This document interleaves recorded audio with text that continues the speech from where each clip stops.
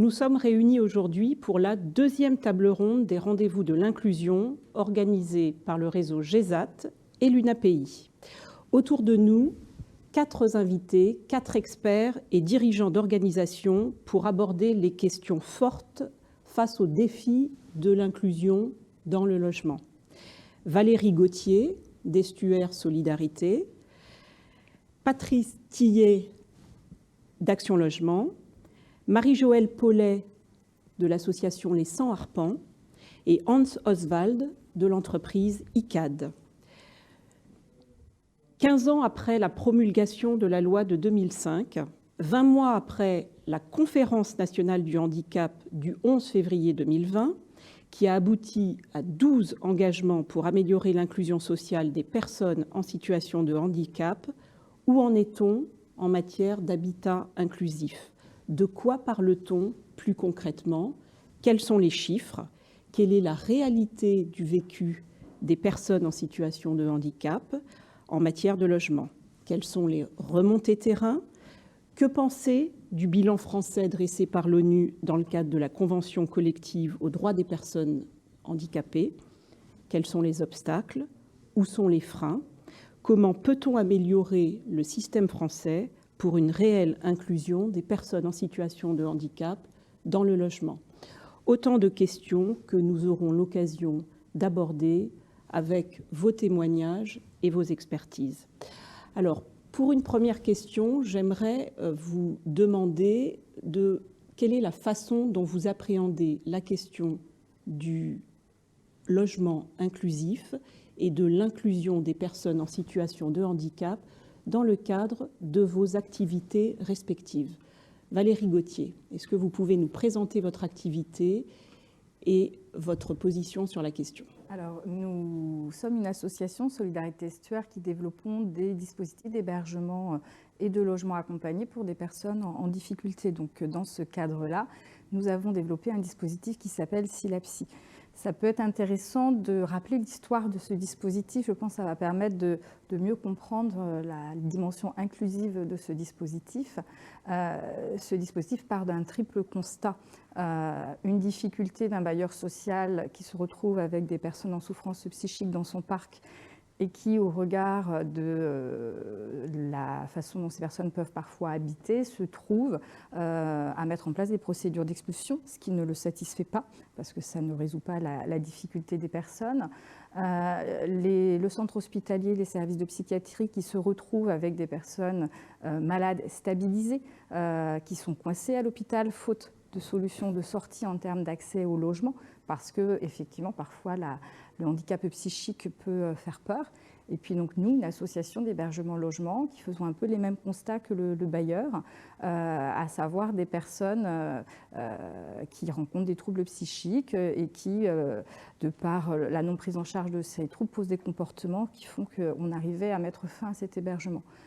L'idée étant de se dire comment, dans une dimension plus inclusive, nous arrivons à mieux coopérer, à travailler ensemble pour mieux répondre aux besoins de ces personnes-là. Donc c'est vrai que notre dimension inclusive, en tout cas du logement, elle passe pour nous, en tout cas, sur accompagner les personnes sur le choix du bon logement. Voilà, on y reviendra peut-être plus tard. C'est important que le logement ne soit pas un logement plaqué, mais bien le logement où une personne puisse se sentir bien, sécurisée. C'est aussi la dimension pour nous de l'habitat inclusif, de comment on s'inclut dans la cité, comment on s'inclut dans son quartier au-delà du logement, et puis comment les acteurs coopèrent pour mieux répondre aussi aux besoins des personnes. On est vraiment axé sur une stratégie axée rétablissement. Donc comment on va travailler avec les compétences de la personne et travailler avec elle pour pouvoir, en tout cas, venir combler les difficultés qu'elles peuvent avoir. Alors, à vos côtés, Patrice Tillet, vous représentez Action Logement, très connu. Vous êtes le représentant des partenaires sociaux, vous gérez 1 million de logements, vous construisez entre 45 000 et 5 000 logements. 50 000. Et 50 000 logements, pardon. Oui, bonjour. Bonjour. Et merci de votre invitation à participer à cette table ronde.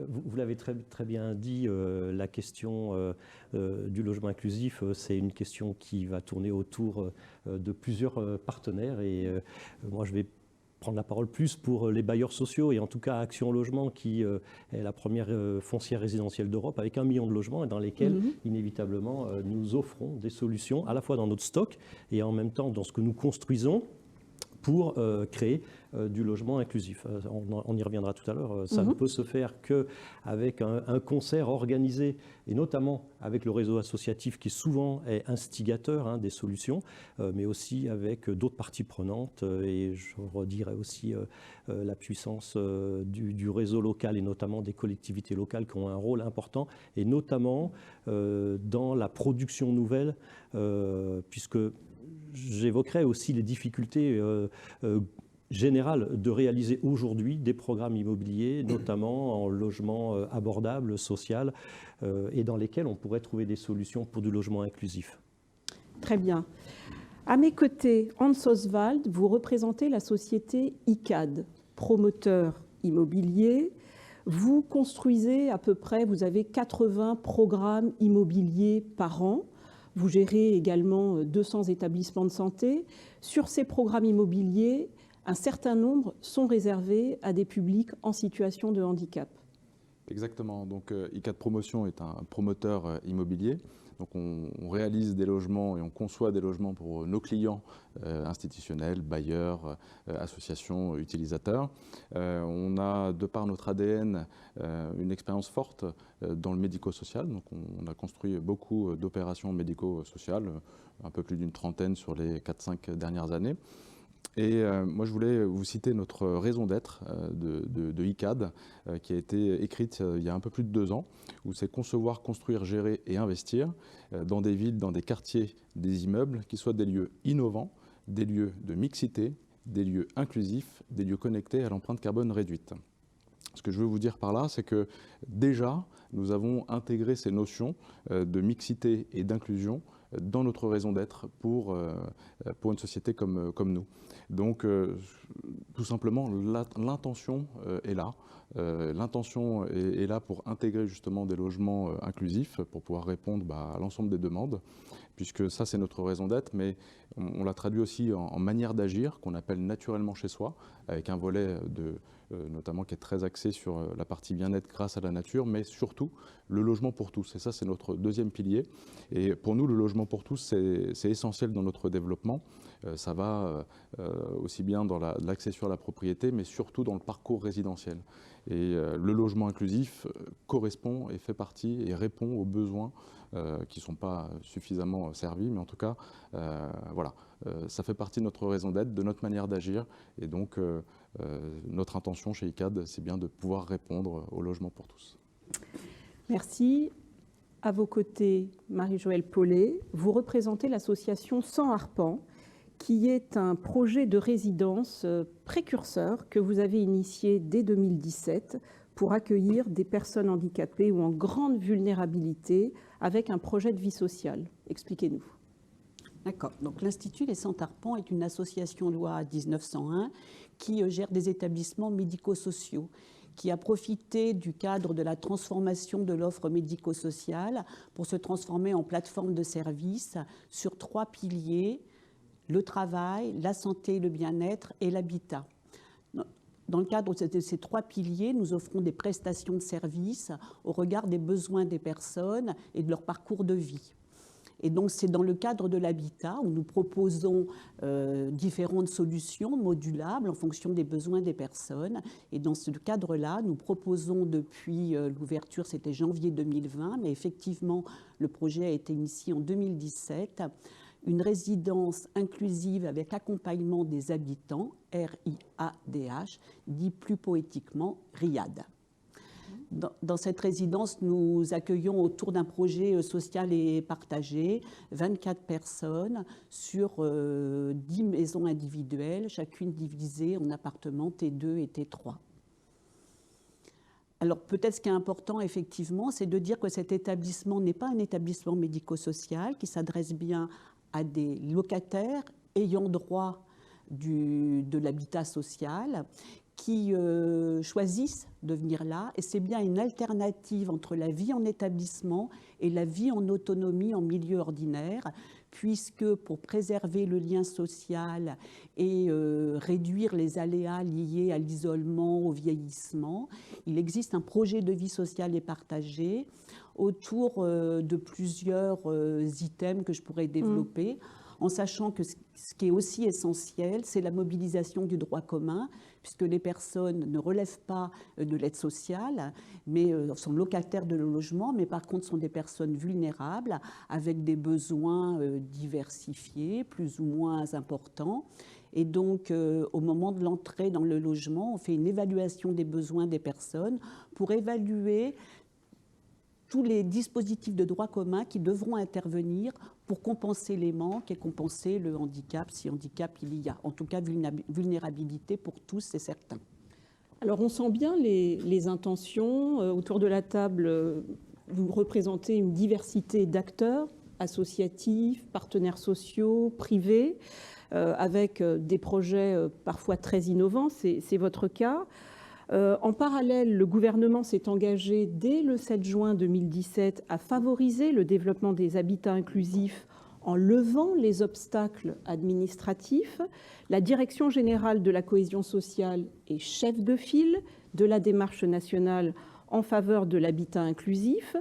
Selon l'Observatoire de l'habitat inclusif, le CNSA allouera aux agences régionales de santé jusqu'à 25 millions d'euros pour financer les forfaits habitat inclusif au sein donc de ces projets inclusifs. Alors, il y a la réglementation, il y a les intentions, il y a aussi des moyens financiers. Où sont les obstacles ? Alors, de notre côté, les obstacles, je dirais, sont dans la coordination des différents financeurs. Pour notre dispositif, donc SILAPSI, donc un dispositif de sous-location bail glissant pour des personnes en souffrance psychique, nous avons des financements de l'État version cohésion sociale, de l'ARS pour la partie plutôt sanitaire. Voilà, ça c'est notre existant. La route a été un peu longue avant d'en arriver jusque-là. SILAPSI existe depuis 2016 et nous avons bien vu la difficulté que pouvaient avoir les partenaires financiers à se coordonner sur leurs modalités de financement. Moi, je dirais que pour nous, ça a été ça la plus grande difficulté administrative pour pouvoir construire ce dispositif, c'est-à-dire les acteurs de terrain, les trois institutions qui coopèrent, à savoir bailleurs sociaux, centres hospitaliers et associations, ont su se décloisonner, s'acculturer, parce que c'est aussi le challenge, je pense, de l'habitat inclusif, c'est comment on fait coopérer des champs professionnels différents, comment on arrive à travailler en pluridisciplinarité, donc ça nécessite se faire confiance, prendre un risque et le partager, être en co-responsabilité par rapport à ces projets-là. Donc sur le terrain, ça fonctionne bien. Au niveau des institutions, c'est plus compliqué, mais nous avons beaucoup avancé. Alors malheureusement, nous n'avons pas véritablement de représentants des institutions autour de cette table. Vous avez votre voisin qui représente les partenaires sociaux. Comment est-ce que vous faites face à ces obstacles et à ces freins, et quels sont-ils de votre côté ? Alors, de notre côté, et vous l'avez très bien dit, je le disais en propos d'introduction, la multiplicité des acteurs et leur diversité aussi sur les territoires sur lesquels nous devons intervenir, c'est à la fois une richesse et à la fois une complexité. Il faut que les opérateurs du logement social, du logement abordable, qui ont des solutions à apporter, et je le redis bien, à la fois dans le stock de logements qu'ils ont à disposition, parce que c'est un véritable gisement et dans lequel il y a des solutions, vous devez en avoir mises en œuvre dans vos activités, et aussi dans la production neuve, et nos confrères d'ICAD le développeront. Ce sont des solutions techniques de bâti sur lesquelles nous intervenons. Mais pour ceci, il faut qu'on ait des porteurs associatifs, généralement, auxquels on fasse confiance, qu'on ait repéré. Alors de plus en plus, au niveau des territoires, il existe des dispositifs qui nous mettent en relation. Je crois que les bailleurs sociaux aussi ont été de plus en plus attentifs aux sollicitations pour comprendre mettre en œuvre des dispositifs innovants. Chaque fois, les projets sont des projets différents. C'est ça aussi la richesse et aussi la complexité du dispositif, c'est que chaque fois, et c'est aussi votre rapport, hein, parce que vous êtes vraiment les connaisseurs fins des problématiques des publics que vous accompagnez et des familles. Et ça, c'est un sujet qui est très très fort. C'est que nous n'allons pas nous mettre à la place d'eux. Il va falloir que nous accompagnions et que nous apportions notre expertise de constructeurs et de gestionnaires immobiliers, mais pas faire à la place d'eux. Chacun à son bon endroit. Et comme vous le disiez, en coopération et en confiance, parce qu'il faut partager aussi des risques. Donc je crois beaucoup, moi, à l'émergence locale de solutions portées par les acteurs locaux. Associatifs, c'est quelque chose d'essentiel. Nous sommes toujours disposés à envisager des projets. Nous avons nos filiales, 55 filiales sur tout le territoire national qui sont en contact et qui créent des dispositifs de logement inclusif, toujours en lien avec des associations qui, la plupart du temps, sont venus proposer un projet innovant, particulier, avec une très bonne connaissance des publics à accompagner. Et généralement, nos filiales répondent présentes, parce que la maquette financière, vous le disiez, on arrive à peu près toujours à la faire tourner, puisqu'aujourd'hui, les dispositifs existent. Alors après, on y reviendra sur les freins pour la production nouvelle. S'il faut du logement nouveau, on va retomber dans les difficultés de production de logements et de logements abordables en France, mais on y reviendra peut-être plus tard dans notre débat. Oui, tout à fait. Hans Oswald, vous êtes un promoteur privé. Vous construisez un certain nombre de logements. Lorsque l'on s'est parlé, on a beaucoup évoqué la question du foncier. Est-ce que c'est un frein, la non-disponibilité du foncier? Ça revient à ce que disait... ce qu'on disait à l'instant, aujourd'hui, le foncier, c'est une denrée qui est très difficile à obtenir. Les fonciers ne sont pas suffisamment disponibles. Mais outre le fait de parler de la problématique du foncier, c'est surtout que, je pense, le sujet du logement inclusif n'est pas suffisamment verbalisé. C'est-à-dire que auprès des collectivités locales, par exemple, ce n'est pas forcément une problématique qui est assez souvent évoquée. Et pourtant, on a un savoir-faire. C'est-à-dire que autant sur notre expérience en médico-social, on a cette expérience et ce savoir-faire. On a aussi, je reviendrai peut-être après, je voulais vous évoquer 3 sujets, mais 3 exemples d'opérations qui sont vraiment, qui intègrent vraiment des logements inclusifs. Allez-y, rentrons dans le concret. Alors, rentrons dans le concret. On est là pour ça. On a une belle opération qui est en cours de conception. Sur Marseille, dans le 4e, Montolivet. On travaille avec l'UNAPI et puis l'association La Chrysalide. Et là, on est vraiment, pour le coup, dans le cadre d'une opération d'envergure, puisqu'on y réalise près de 200 logements au total. Et dans ces... Alors, il y a aussi une partie de bureaux, il y a une partie de commerce de proximité pour la vie du quartier, mais aussi pour les futurs habitants de cette opération. Et sur les 200 logements, on va y réaliser un peu plus de 20% de logements inclusifs. Et là, on travaille avec un bailleur de la filiale de la Caisse des dépôts à Doma. Et en fait, on a pu intégrer ces logements inclusifs dans la part de logement social, puisqu'il y a 150 logements sociaux. Et dans ces 150 logements sociaux, on y intègre 30 logements inclusifs. Et sur une part d'une quarantaine de logements locatifs libres intermédiaires, et bien là, on y réalise encore une quinzaine de logements inclusifs. Et ça, tout en mixité sur l'ensemble de l'opération. Ils sont associés aussi des services, puisqu'on travaille et on réalise cette opération pour l'UNAPI. Donc ce que je veux dire par là, c'est que les promoteurs, les constructeurs, les faiseurs de logements sont prêts à réaliser ce genre d'opération, parce que notre métier, c'est de concevoir, de construire, mais de le faire en co-conception avec nos clients. Et nos clients, ce sont les investisseurs, ce sont les bailleurs, les utilisateurs, ce sont aussi les fondations, les associations. Et on arrive très très bien à avoir un dialogue constructif pour pouvoir arriver et aboutir à une opération qui puisse répondre vraiment à tous ces enjeux-là. Donc là, je vous donnais l'exemple d'une grande opération d'envergure, mais on a aussi une autre opération à laquelle je pense sur Brétigny-sur-Orge, où là, c'est une approche qui est un peu différente. On est dans le cadre d'une zone d'aménagement concerté, donc la création d'un nouveau quartier. Et sur cette opération-là, on va y réaliser un petit bâtiment de 15 logements inclusifs. Et là, c'est pareil, c'est-à-dire qu'on fait en sorte que ces logements soient adaptés dans la vie locale pour pouvoir s'intégrer dans un quartier. Et puis un dernier exemple qui est sur une opération sur Caen, puisque là, sur l'ancien site du CHU de Caen, on a gagné ce concours. Et là, on est en train de travailler avec Mobicap sur la conception d'une opération qui intègre 45 logements sur le principe aussi de l'inclusivité et puis sur l'ensemble des services et équipements qui peuvent accompagner les résidents. Donc ce que je veux dire par là, c'est que je pense que le mouvement est engagé. Je pense aussi qu'il est peut-être un peu timide. C'est pour cela que, en termes de volume, aujourd'hui, ce n'est pas encore suffisamment concret. Néanmoins, voilà, il y a quand même des choses qui sont en cours, qui sont en route, qui sont lancées. Maintenant, je pense qu'il faut qu'on puisse un peu plus verbaliser pour pouvoir plus déployer.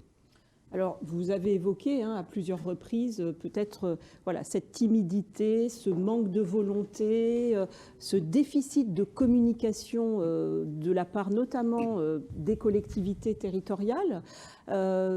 Du côté des 100 arpents, vous êtes à l'origine d'un projet précurseur. Quels sont les obstacles auxquels vous vous êtes heurté pour faire aboutir ce projet ? Alors, nous, on est en 2017. En 2017, oui. Le premier décret sur l'habitat inclusif, c'est juin 2017. Donc, quand on a rencontré à ce moment-là des bailleurs sociaux, Action Logement, etc., ils étaient encore pas suffisamment informés de ce que l'impulsion quand même des politiques sociales sur l'habitat inclusif, qui était déjà dans les textes, dans la littérature. Donc, nous, on s'est retrouvés un peu tout seul avec notre projet et on a décidé d'y aller tout seul finalement.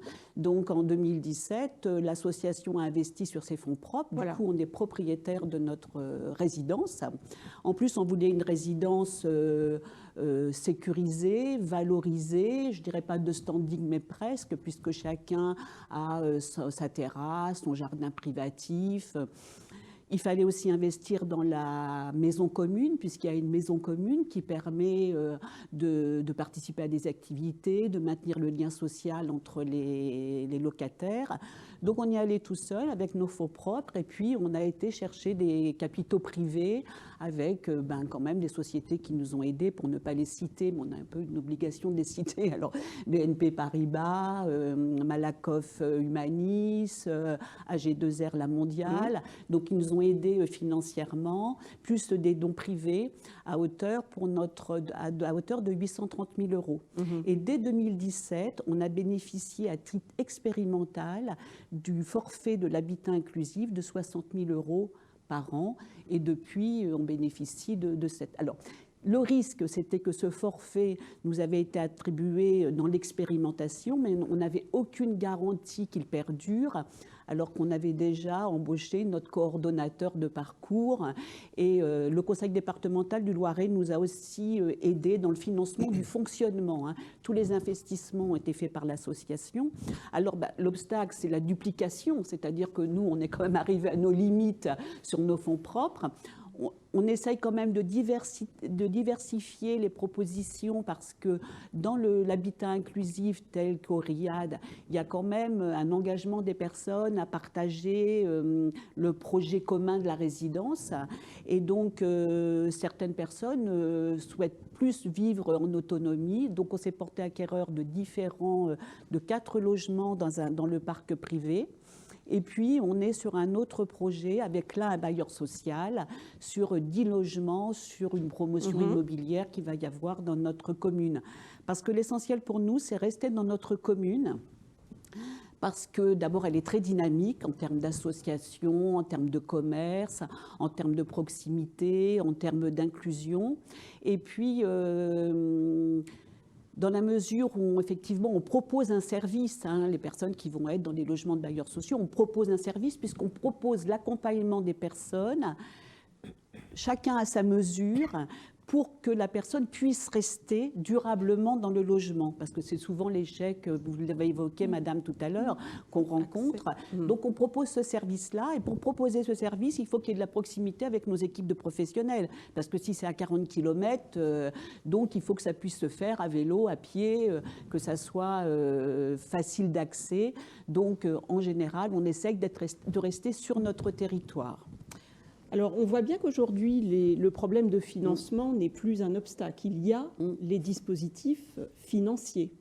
Dans votre exemple, Madame Gauthier, vous avez évoqué ce partenariat tripartite que vous avez, auquel vous avez en fait fait appel pour monter votre projet. Est-ce que le partenariat avec les acteurs locaux est une des solutions pour faire réussir un projet d'habitat inclusif? C'est même la condition, je dirais, pour faire réussir l'habitat inclusif. C'est-à-dire qu'on voit bien sur l'origine de la création que chacun de notre côté, tout seul, on était en difficulté. Et c'est bien en associant nos savoir-faire et nos compétences qu'on construit des solutions. Et c'est vrai que si la psy a fonctionné, aujourd'hui c'est dupliqué parce qu'il a fait des petits cousins germains ou des petits frères sur le territoire, portés par d'autres associations, d'autres bailleurs sociaux, et c'est plutôt très chouette.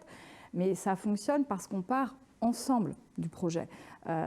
Souvent, je donne cet exemple, nous, associations, auparavant avec les services de la psychiatrie, lorsque quelqu'un n'allait pas bien dans nos logements, on les appelait comme on appelle les pompiers.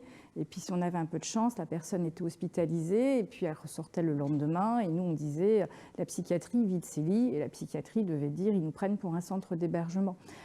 Et c'est bien parce qu'on a co-construit le projet, on a appris à se connaître, à connaître les limites aussi des champs d'intervention des uns et des autres, à créer des passerelles, que les choses fonctionnent. Et je crois que c'est la condition de la réussite. Pour le bailleur social, c'est exactement la même chose. Bailleur social, et c'était une des conditions du projet, nous nous sommes tous formés à repérer ce qui était un trouble psychique et à adapter nos postures, bailleurs, associations. Et ça, c'est la base pour avoir une culture commune.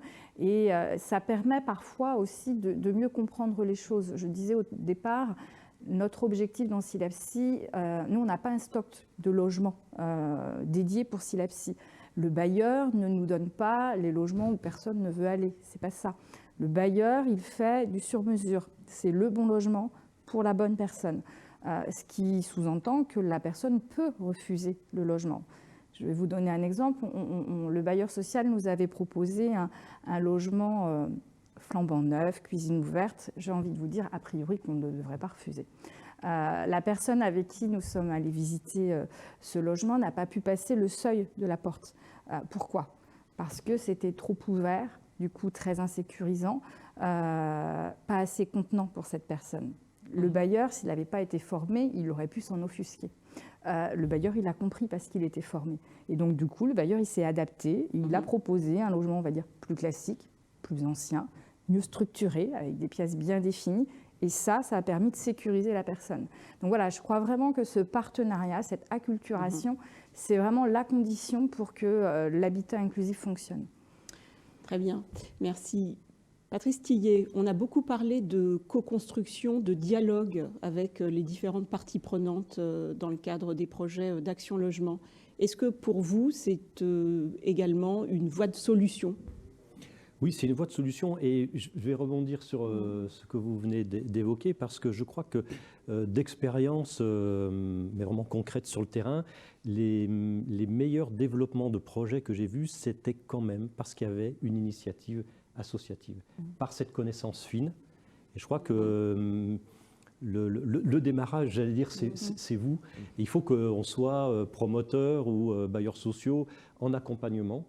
J'ai deux exemples dans la région lyonnaise auxquels j'ai contribué, mais les deux par rencontre avec une association qui nous posait un problème immobilier auquel on a su répondre. C'était notamment des sorties d'hospitalisation psychiatrique où on a été en capacité de mettre à disposition une dizaine de logements sur la ligne de bus directe entre l'hôpital psychiatrique, alors pas trop éloigné. Alors donc c'est pas dans l'hôpital, c'est dans un quartier, c'est des logements autonomes, mais pas trop éloignés.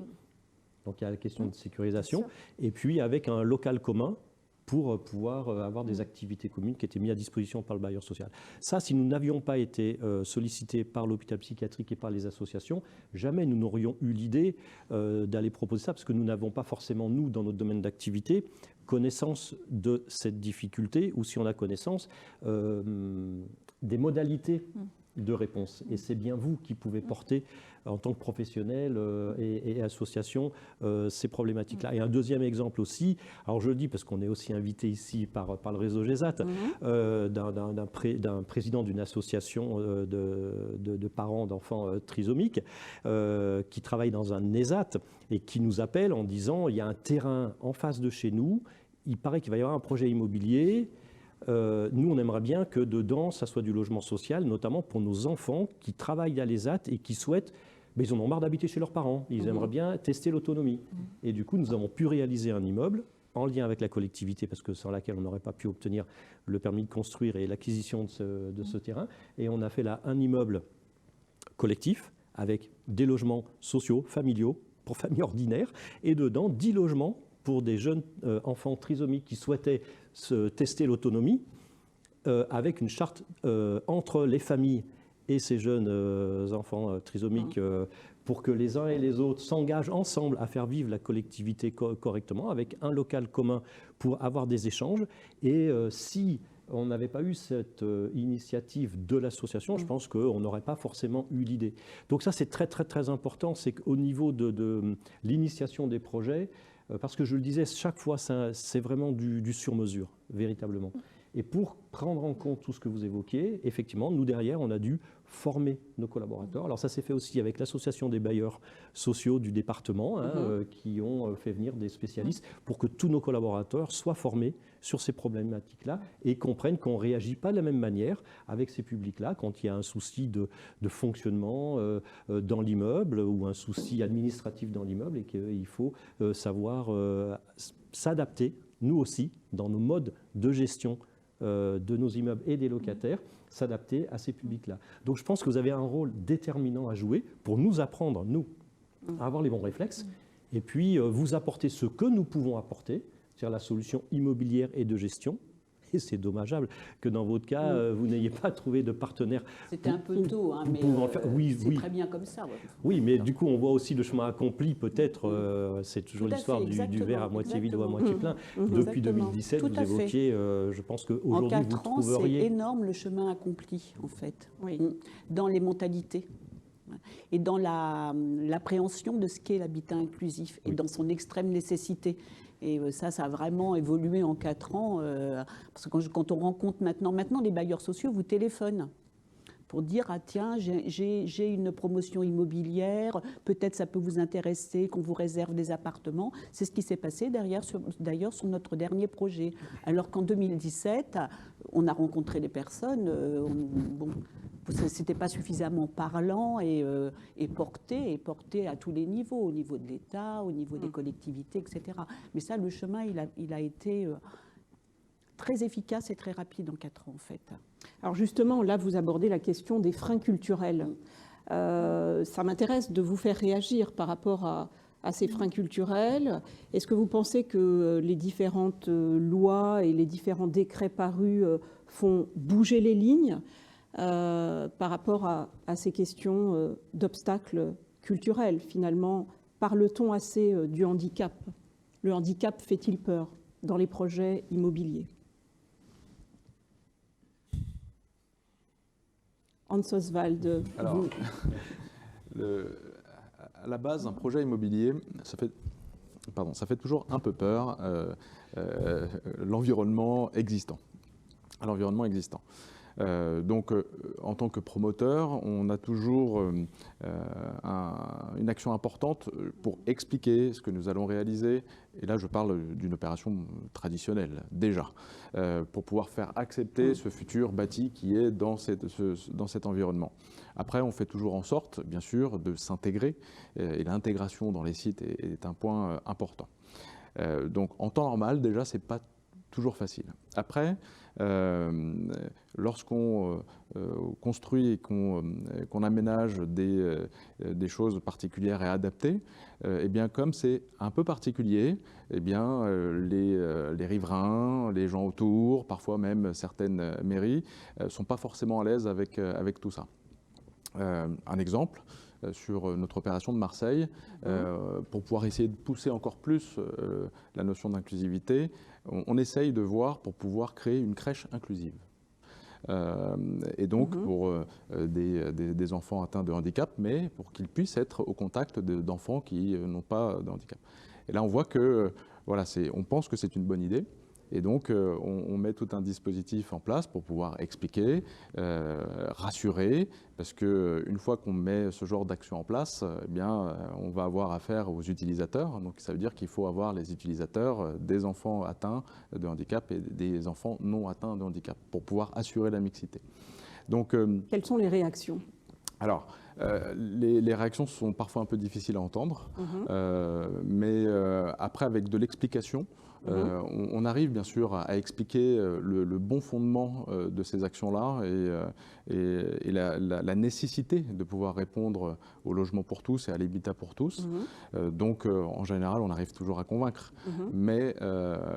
Mais voilà, ce n'est pas chose facile habituellement. Et ensuite, quand on rentre dans des dispositifs pour accompagner les personnes avec des handicaps, ça nécessite encore plus de verbalisation. Et là, c'est là où je pense que les actions des associations, des fondations, pour nous accompagner dans cette verbalisation est importante, puisque nous, on a notre étiquette de promoteur-constructeur et on construit et on réalise pour des utilisateurs. Donc, je rejoins absolument ce qui vient d'être dit, c'est-à-dire que les fondations, les associations ont un rôle important pour nous accompagner là-dedans, parce qu'elles sont encore plus expertes que nous sur ce sujet-là pour pouvoir verbaliser et expliquer le bon fondement de ces projets. Elles sont les sachantes, hein, les fondations, exactement. elles ont les mots et elles ont aussi la volonté. Parce qu'elles sont au contact permanent avec ces publics. Et je rajouterais, on a aussi des impulsions politiques, c'est-à-dire qu'au niveau du Conseil départemental du Loiret, c'est un objectif département 100% inclusif, comme un certain nombre d'autres. Donc il y a quand même pas des injonctions, mais des impulsions à aller vers l'habitat inclusif et à déstructurer un peu des établissements médico-sociaux, résidentiels, pour que les personnes habitent chez elles et non pas dans un établissement. Très bien. J'aimerais aborder la question des solutions. Et vous demandez si flécher, avoir des quotas dans les programmes immobiliers est une solution pour développer l'habitat inclusif et pour le rendre accessible au plus grand nombre, pour répondre aux besoins. Je peux peut-être témoigner en tant que bailleur social de l'application du quota de la loi SRU. Article 55 de la loi SRU qui fixait 20% de logements sociaux dans les communes. Au démarrage, on se dit oui, la règle des quotas, ça va être trop descendant, c'est compliqué. En même temps, on voit qu'au bout du compte, il y a une certaine résilience ou une certaine compréhension des enjeux. Ça a pris du temps, mais aujourd'hui, cet article 55 et le congrès HLM avait lieu il y a à peu près 15 jours, ça a été réaffirmé par l'État en disant que ça faisait partie du socle de la solidarité du pays et qu'il fallait effectivement continuer à imposer une quotité de logements sociaux par commune. Alors aussi éviter qu'il y ait trop de logements sociaux dans certaines communes, c'est éviter de dépasser les 50% parce que les élus sont parfois aussi trop volontaire et ça crée des difficultés par ailleurs. Donc, trouver la juste répartition. Donc, on a un exemple concret d'une politique publique qui a apporté des réussites avec un quota. Après, je pense que sur une manière générale, je peux me tromper, et là vraiment c'est aux expertes que je m'adresserai, je me dis que, et c'est un petit peu le sens de mes propos ce matin, qui est de dire chaque fois c'est des projets extrêmement spécifiques. Vous l'avez évoqué, j'ai évoqué dans des exemples que j'ai pu produire, il y a un sujet de localisation qui est vraiment important. Vous avez parlé de la nature du logement. Donc, sur ces sujets-là, est-ce que c'est compatible avec une notion de quota ? En revanche, moi, je vois beaucoup ce que vous évoquiez comme solution, c'est quand même l'impulsion politique par les collectivités locales et territoriales. Et ça, j'y crois beaucoup. Alors, est-ce que ça doit se faire par une injonction plus politique nationale pour demander aux acteurs locaux politiques de prendre en main ce sujet-là? On pourrait aussi imaginer, parce qu'on évoque des sujets d'urbanisme, il y a des plans locaux d'urbanisme et plans locaux d'urbanisme et de l'habitat sur les territoires qui sont aussi des endroits où on devrait trouver au niveau de la norme. Parce que c'est la création d'une norme locale pour la construction. Et c'est peut-être là qu'on pourrait trouver l'expression d'une volonté politique d'inclusion à travers peut-être l'identification de certains projets ou de certaines zones dans lesquelles il faudrait que des projets inclusifs puissent émerger, notamment dans des zones plus en lien avec des transports en commun, des aménités urbaines. Je pense que ICAD est tout à fait en phase avec ces réflexions-là. Donc peut-être que... Je crois que quand on fait confiance au territoire, on a beaucoup de bonnes nouvelles. Donc c'est peut-être là où il peut y avoir une solution. Et vous le démontrez concrètement. Oui. Les élus et les collectivités ont un rôle à jouer. Bien sûr. Je me suis posé une question et vous allez peut-être me contredire ou me conforter. Je me suis demandé si maintenant, quand vous répondez à un appel à projet ou un appel d'offres pour une promotion immobilière, s'il n'y avait pas, il y a des systèmes de cotation, j'imagine, s'il n'y avait pas des points supplémentaires quand on proposait quelques logements inclusifs, en fait, dans la promotion. Parce que j'ai été étonnée, quand même, d'être sollicitée par plusieurs bailleurs sociaux. Voilà. Alors que, voilà, donc je me suis dit, bon, ça peut peut-être rapporter gros, finalement, cette histoire-là. Alors, on n'a pas de points supplémentaires. Donc, vous me contredisez. Non, mais après un projet immobilier, c'est important de pouvoir exprimer une histoire et une conception. Et donc, quand on va présenter un projet, quand on travaille un projet avec des fondations, avec des investisseurs, c'est important aussi d'aller expliquer le bon fondement de l'inclusion des logements qu'on compte y mettre dans cette résidence. Et ça revient un petit peu à ce qu'on disait tout à l'heure, mais en tout cas, un projet à la base, c'est toujours une présentation, c'est toujours des convictions qu'on doit présenter aux collectivités locales. Mais moi, je reste persuadé que l'impulsion politique dans ce sujet est primordiale. Parce que autour de nous, ICAD, on a des partenaires comme Action Logement, on a aussi des partenaires avec nos filiales de la Caisse des dépôts et consignations. On a d'autres partenaires institutionnels privés. Et pour les côtoyer régulièrement, je peux vous garantir que le logement inclusif fait partie de leurs réflexions, mais aussi de leurs actions. Je discutais encore hier avec le responsable de CDC, Caisse des dépôts et consignations Habitat, et ils ont en vue plusieurs opérations qui intègrent du logement inclusif. Donc ça revient à ce que je disais aussi tout à l'heure, c'est que l'intention est là. Maintenant, il faut booster cette intention. Je rejoins aussi ce que vous disiez à l'instant, c'est que le sujet du quota, bon, ça peut être une chose intéressante pour pousser. Néanmoins, il ne faut pas que ce soit un quota appliqué n'importe comment. C'est-à-dire qu'en particulier sur le logement inclusif, l'emplacement dans la ville, auprès des services, auprès des transports, enfin en tout cas des commodités, est primordial et essentiel. On a bien vu que les projets doivent répondre aussi à un certain nombre d'enjeux et de besoins. Moi, je pense que le projet doit être du sur-mesure. C'est-à-dire que